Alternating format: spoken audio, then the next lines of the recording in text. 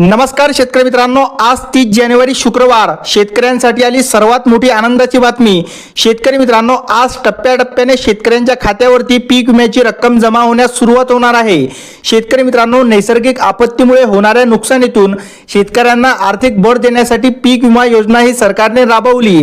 शेतकरी मित्रांनो, अल्पभूधारक शेतकऱ्यांवरील विम्याचा बोजा कमी करणे, शेतकऱ्यांना पुन्हा उभारी देण्यासाठी तात्काळ मदत करणे हे या योजनेचे वैशिष्ट्य आहे।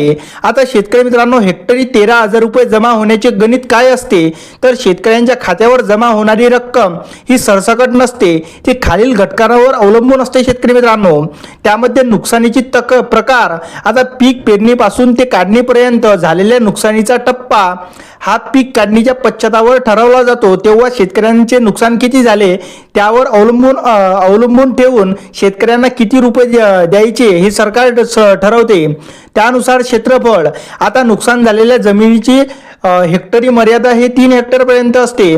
त्यामध्ये पिकांचा प्रकार जर बघितला तर त्यासाठी विमा हा कापूस, सोयाबीन, तूर, मूग यासारख्या विम्याच्या संरक्षण रकमेवर अवलंबून असतो, म्हणजे या पिकांचा विमा शेतकऱ्यांना मिळतो। आता नुकसानीचा पंचनामा जर बघितला तर विमा कंपनी आणि कृषी विभागाने केलेल्या सर्वेक्षणातून ठरवली नुकसानीची टक्केवारी, म्हणजे त्या टक्केवारीवर तुमचे गणित ठरते शेतकरी मित्रांनो, आणि तुम्हाला किती विमा द्यायचा ते राज्य सरकार ठरवते। आता शेतकरी मित्रांनो, जर तुम्हाला अजून पैसे मिळाले नसतील तर खालील गोष्टी तुम्हाला करणे आवश्यक आहे। त्यामध्ये तुम्ही नोंदणी, आता तुम्ही महापीक विमा पोर्टलवर 1 रुपयात नोंदणी केलेली असावी। आता नुकसान भरपाईचा दावा, म्हणजे तुम्ही 72 तासाच्या आत क्लेम तक्रार केलेली असेल तेव्हाच तुम्हाला हा विमा मिळणार।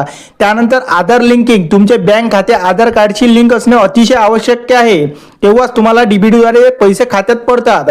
आता शेतकरी मित्रांनो, महत्त्वाचा मुद्दा म्हणजे आता त्यामध्ये 16 जिल्हे कोणते आहे आणि यामध्ये 16 जिल्ह्यांचा कोणता समावेश असणार तर शेतकरी मित्रांनो, सध्या मराठवाड्यामधील बीड, लातूर, धाराशिव असे काही जिल्हे, त्यानंतर विदर्भ आणि खानदेशातील अनेक जिल्ह्यांमध्ये सोयाबीन आणि कापूस उत्पादक शेतकऱ्यांच्या खात्यावर पैसे जमा होण्यास सुरुवात झालेली आहे। आणि शेतकरी मित्रांनो, सोयाबीनचे तर पैसे येणाऱ्या 2-4 दिवसात येणारच आहे, पण कापसाचा विमा यायला आणखी 15 दिवस वेळ लागणार आहे शेतकरी मित्रांनो।